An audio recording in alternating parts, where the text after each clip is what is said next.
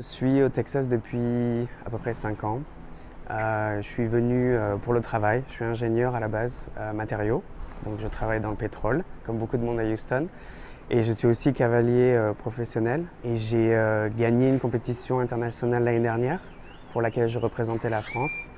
Et donc le dressage en fait a une origine très ancienne qui est liée en fait à la guerre.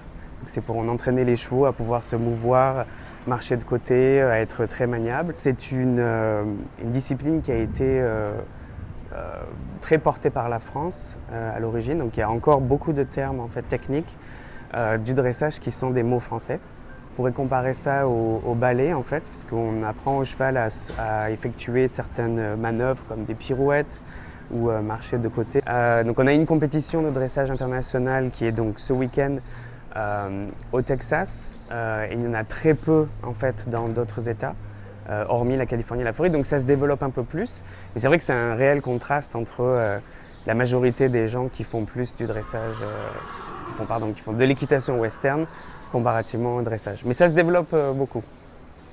En fait, la France est vraiment à l'origine de l'équitation, ce qu'on appelle l'équitation classique.